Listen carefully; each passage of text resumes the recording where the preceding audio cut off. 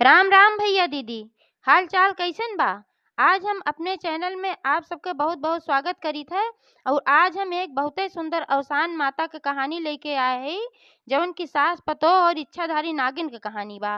तो कहानी पूरा सुने और अगर पसंद आवे तो ज़्यादा से ज़्यादा शेयर करें, लाइक करें। और चैनल में सब्सक्राइब न किए हुए तो चैनल भी सब्सक्राइब करके बेल आइकन प्रेस कर दें, ताकि सारा अपडेट्स आपको मिलत रहे। तो हमें कहानी सुन जाए। एक जनी रहीन सास पतोह, और सास बहुत दुष्ट रहीन। अपने पतोहे के खाना वाना देत ना रहीन। उनके पतोहे के पेटे में बच्चा रहा और ओकरे भूख लागत रही बहुत। जब ओकरे भूख लागे तो ओका कुछ खाए कराबे न करे। तो सास उनके अपने पिछवाड़े खीरा बोए रहीन। तो खीरवा बोवे रहीन तो ओका रखावे खातिर एक ठू नागिन रखे रहीन। नागिन पाले रही, वह नगिनिया रखे रही। और वही से कहें कि जे क्यों आए खीरा तोड़े, तब तू ओका काट लिहू। तो पतोहिया उनके सोचेस कि जब कुछ ना घरा में हमें खाए के देत हई, तो जाई खिरवे तोड़ के खाई ले, कुछ तो पेटवा में होए हमरे।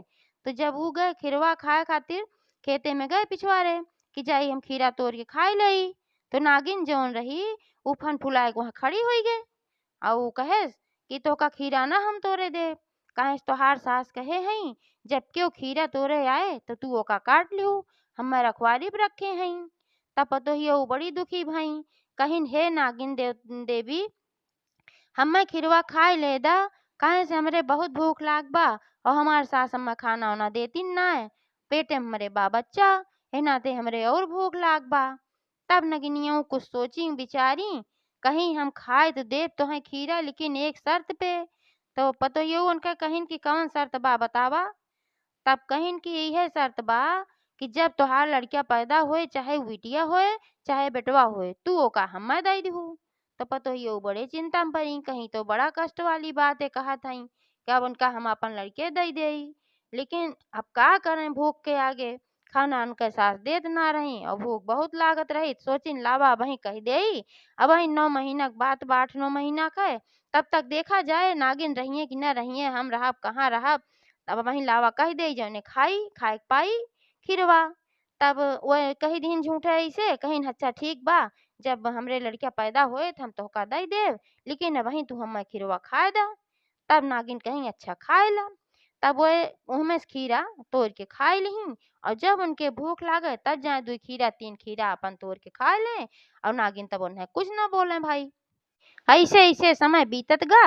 और जब समय आएगे तो फिर उनके लड़किया पैदा भा, बेटवा पैदा भा।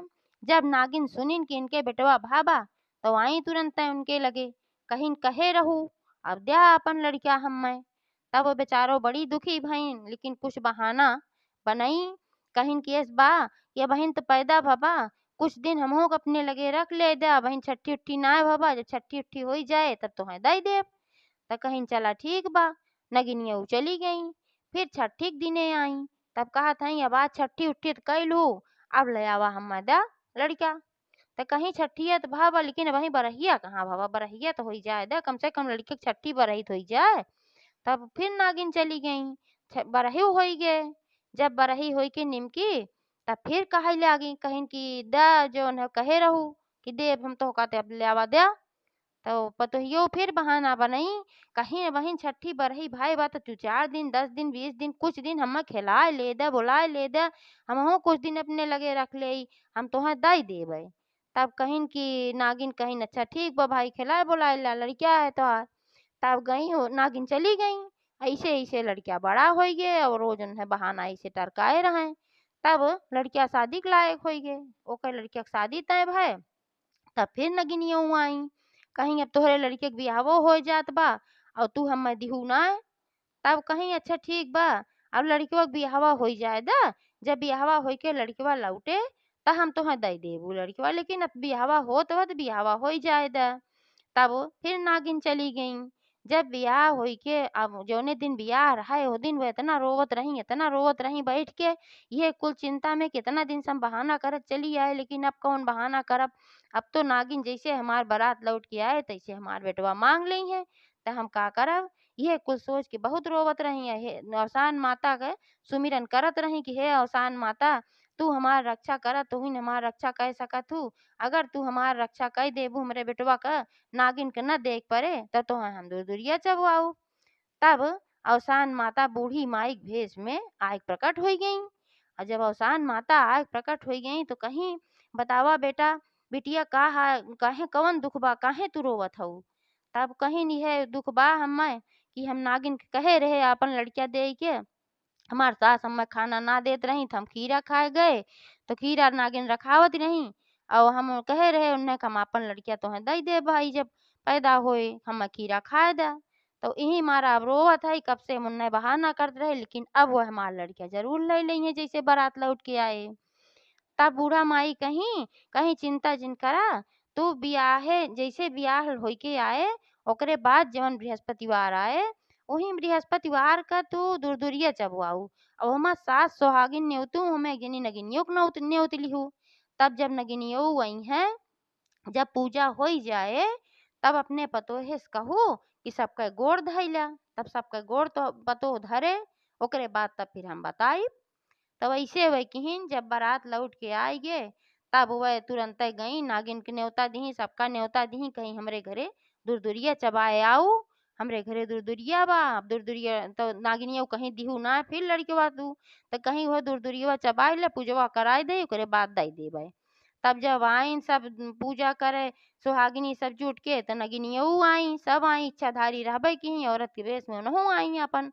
अब पूजा पाठ होई गे सब होई गे तब पतो उनके गे सबके गोड़ धरे, तो उनहू के नगिनियों गोड़ धरे गे पतो।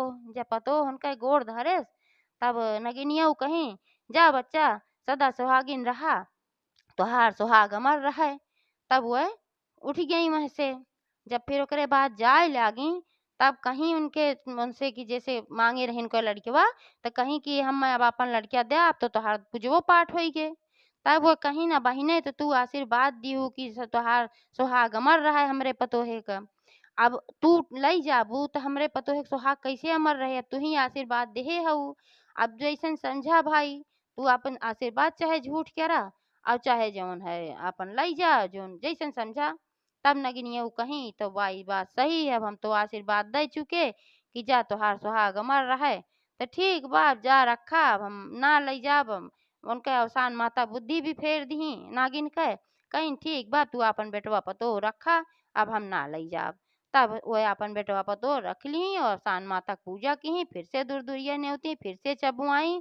तो ऐसे अवसान माता हैं सबके गाढ़ सबके समस्या हल करत ही। एक बार प्रेम से फिर से बोला अवसान मैया की जय।